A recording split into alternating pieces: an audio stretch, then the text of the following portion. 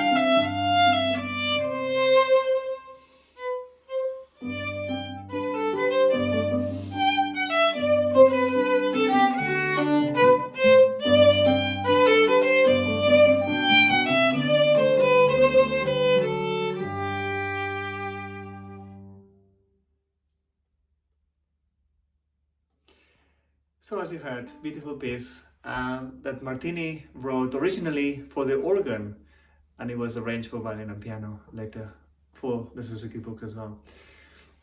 Now this piece, as you have heard, has a first section that keeps on repeating over and over and over throughout the piece, and in between we've got like these different characters coming through, these different emotions that we're going to talk about how to play them. But let's start with the beginning. So the first section, as a proper gavotte, starts on an up, up, down, down. And the up needs to have the sense of getting to the down. Up, down. And on the down bow, we got the slur. It's always more or less. And if we get that right at the beginning, we can see that it keeps on repeating in different sections of the piece.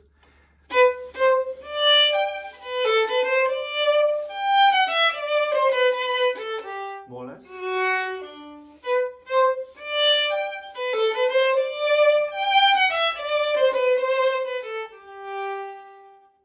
So that's the first section, and it finishes a little bit softer at the end.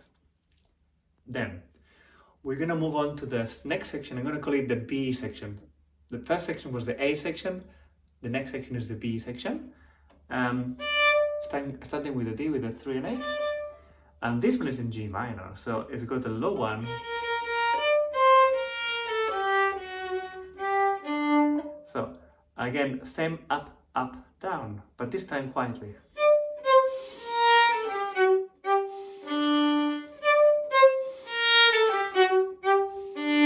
Twice, each time a bit louder. And the third time,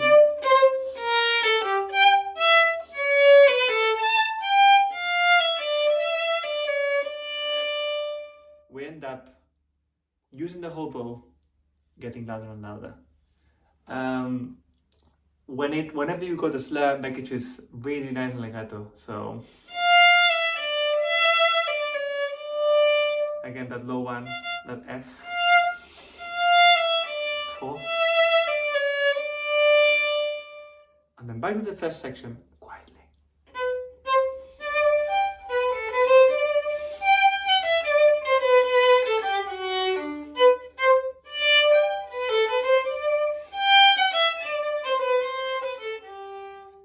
Now we get to letter C. So we've done A, B, A, now C.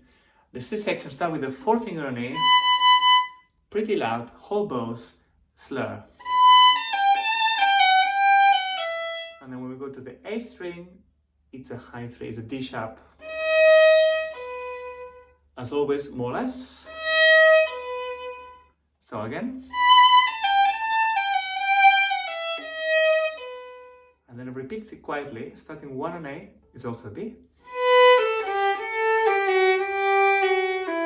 Now here we got an option, probably easiest is low 1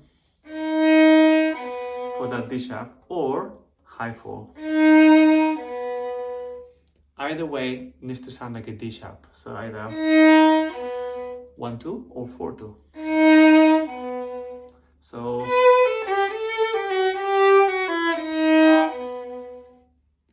okay, and then from there we go to this quiet legato section.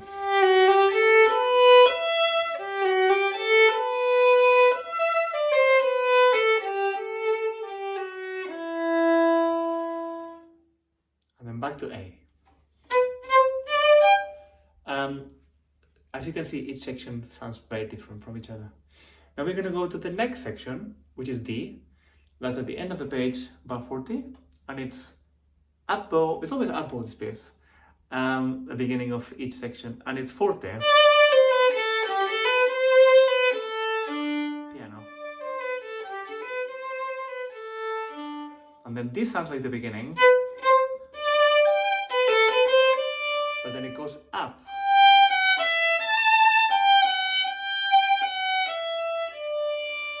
Bit confusing sometimes, because then it goes back to the beginning.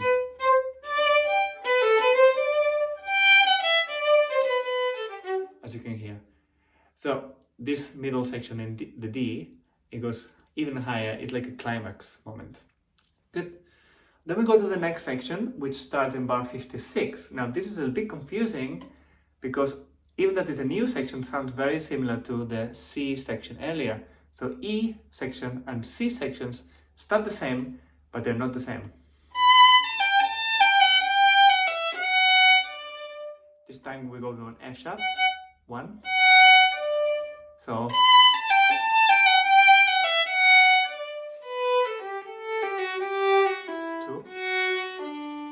So that's in contrast to the C.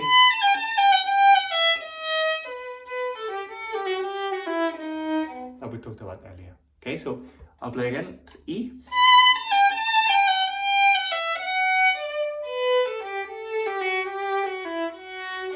This time we go to the A string.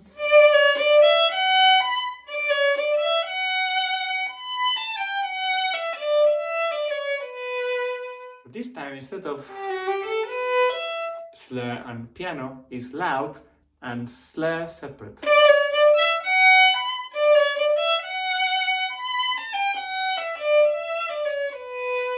I will practice this letter E and letter C one after the other so that we understand the differences and then where they belong. Good. Eventually, we get to letter F, which is the most interesting probably, because they keep changing. It goes from piano on starting on F.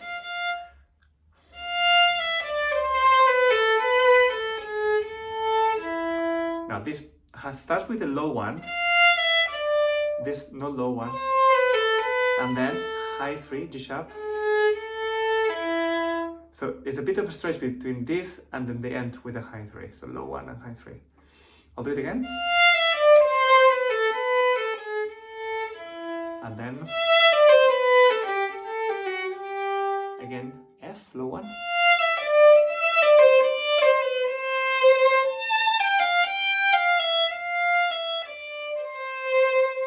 And finally A.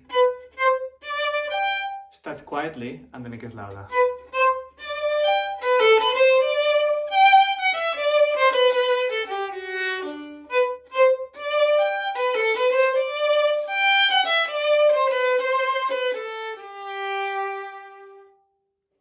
Great.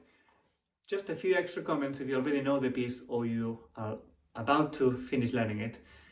Think of each section as a different character. Make a story. Make it something really interesting, and think the quality of each key. So for example, in B, we go to G minor. Now it's a bit more darker. It's a darker shade than we had before. I use less bow, and then a bit more bow.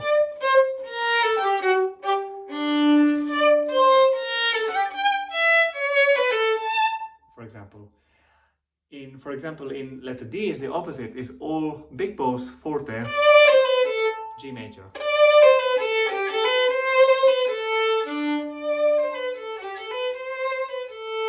With contrast. And of course it gets even louder. And just to make this even more interesting, every time you got A, it's not the same. Sometimes it's mezzo forte, sometimes it's piano, sometimes it's getting louder, sometimes it's getting softer. And the trick to remember is depending on what you played before. So the first time is just mezzo forte, and it opens up and then it closes down. But the second time, we finish letter B,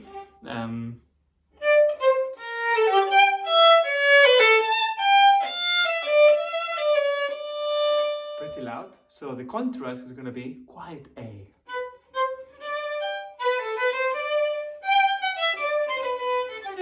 Okay, next section similar, but we finish quietly, so the contrast is going to be louder. So every time we have a contrast, for example, at the end of D, fortissimo, so it's going to be really quiet. Contrast is the best way to get all the different elements, so it's really interesting if you can bring that out. So watch for all the dynamics, and now that you know the trick, you will remember them better. Enjoy!